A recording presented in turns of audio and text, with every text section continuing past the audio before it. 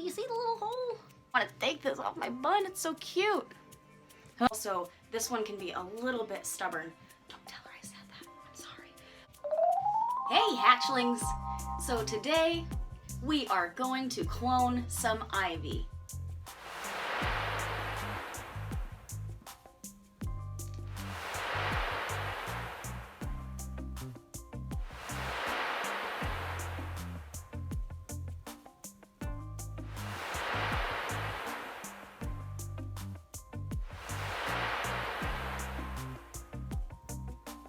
Ostara is coming up, so this is the perfect time to start planting your seeds, to clone some ivy, to just really get in touch with your earthy, natural side.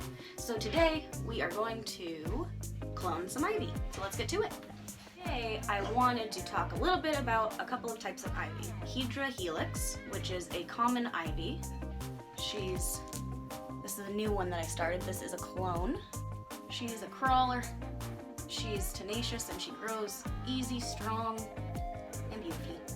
She likes some shade, so you can certainly put them in a windowsill, you can keep them in the sunlight. However, a little bit of shade goes a long way. Ivy's appreciated. If you are like me and you live in the Great White North, then you're going to want to take a little bit extra care of your ivy in the wintertime.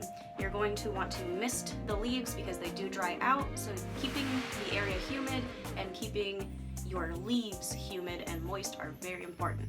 So what I like to do is mist them in the morning, mist them at nighttime, and even pop them in the shower when I take a shower, because the steam in the shower will help kind of soften the dried leaves and rehydrate them. They respond really well to it. You definitely don't want to overdo it with the watering, but it will tolerate a little bit of overwatering. And it will also tolerate a little bit of underwatering as well. So they're gonna get some water every day from the misting that you provide for them. So my little rule of thumb is, the soil, you can see it's very dark. It's still very moist. I'm sorry if you hate that word. I know some people have a problem with the word moist, but I'm sorry. So the soil is still dark rated. It is still pretty saturated. But what you want to do is just kind of get your finger in there and scratch, like kind of scratch the surface of the soil, and that kind of allows for the water to evaporate that's trapped in the depths here. My rule of thumb is really kind of like once a week, or do a little scratch test, see how that soil feels. And if it's feeling bone dry, go ahead and give it some water. Bunners! I needed Bunners. Hi, Bunners. Say hi, hatchlings. Hi, yeah, we're doing an ivy video. You want to be part of it? You totally do. Okay, sweet. So we've got our little helper, Bunners, and she's going to help us clone our ivy. Oh, you. I love you. You good girl. I wanted to do a video on how to clone this one, but it is still wintertime here, and I will need to wait until the snow melts. So this one can be a little bit stubborn. Don't tell her I said that. It's a little bit harder to propagate and to clone than the Hydra helix, so the common ivy. Will be two methods of cloning that I will show you. The first method is going to be straight into a pot, straight to the ground. The second method that we'll do, I'm going to root it in water. A lot of people root their plants in water, all sorts of plants in water. So that's a very common way that you can clone, that you can root a plant. So what I like to do for clippings is find, let's see. Okay, here we go. This guy here. So this vine, it's all attached to this vine, but you can see that there's this vine that's starting, there's this vine that's beautiful and starting, and then there's this one that goes all the way down a section such as this, from like an intersection point. So I probably won't take this particular one for clipping because I already had clipped twice here. You can see that. And she's doing so good, I don't want to disturb her. So, but that's kind of what you're looking for. You want to maybe take like this little piece here, and you're going to want to take off all the leaves on the bottom and conserve the energy toward the top. So that's the kind of clipping that I would take, especially if this is your first time cloning, because some of the end pieces can be a little bit dry and a little bit stubborn.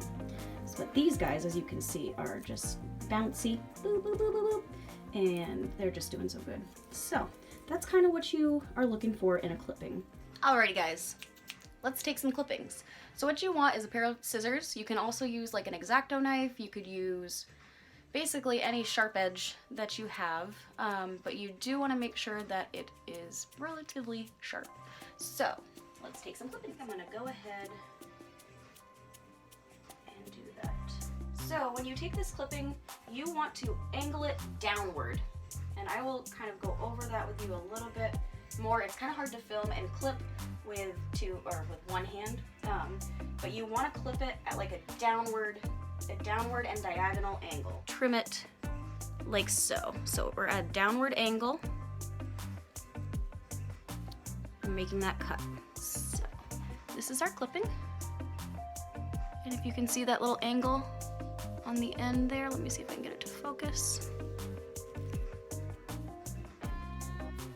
And I'm gonna remove this little leaf on the bottom right here. So we're gonna remove that. We're gonna remove some of the bottom ones. And this is necessary because you wanna conserve the energy that the ivy takes so it can root, and only leave a few toward the top so that it can take root. So I'm gonna leave this little fluff on the top. Now we've got a whole little sprig here. Isn't she cute? The second method, I'm going to take just some clippings off the bottom because rooting in water is a little bit easier, and you can take a little bit more length. And I'm going to use a vase, so I'm going to want a little bit more length for this anyways. So we're going to take this one, and I'm going to do about, I don't know, 7 or so inches. And again, you want to cut it at an angle, a downward angle. Look at her! Oh, she's so cute. Look at this. Look at this, guys. Right? Oh, you guys. That's gonna stay in my hair for a little bit. This is gonna stay for just a little bit of the video, you guys. I'm sorry, but it's just too cute. So, we know she won't be going anywhere anytime soon. Let's go get our pot with a little potting soil, and we will transplant our little clippin'. Our little baby clipping. We're gonna transplant her into a pot and get her nice and situated. It would be imperative that you pay close attention to what I'm about to tell you because this is complicated, all right? This is very complicated stuff. So what you wanna do is you wanna take your little clippy-doo with our downward angle, and you're gonna wanna take a peat pot. It's a peat pot. So this pot, you've seen them everywhere, right? You've seen these. So you can actually plant, you can plant this pot directly into the ground when it's time, and this is biodegradable, so it's all good. So I've got plenty of these for my seeds that I've been starting, my flowers and my herbs. So I'm going to use a peat pot to clone this ivy. Watching, it will go by quickly. So what you want to do, take your little finger and make a little hole. Can you see it? Can you see the little hole? I'm gonna make a little hole like that. You're gonna take your ivy and you're gonna put her right in there like that. And now you're gonna take your finger and you're gonna firm that soil around the base just like this. Kind of give her a little support. Make sure that the stem is in there deep enough so that it can take root, but not too deep so that it's not all the way at the bottom, because you want to have some room for the roots to grow.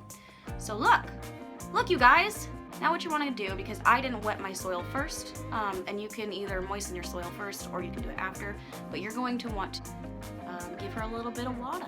So that's that. That's how you do method 1 with the ivy cloning. Yeah, and now you can just watch this little baby grow. Sometimes I like to put like some crystals, like, I don't know, clear quartz, amethyst, whatever you got. Put a little crystal in there to encourage it, to give it a little extra power, a little boost. But she's gonna be fine. Watch her. We'll watch her. I will update you guys as she grows. Don't worry.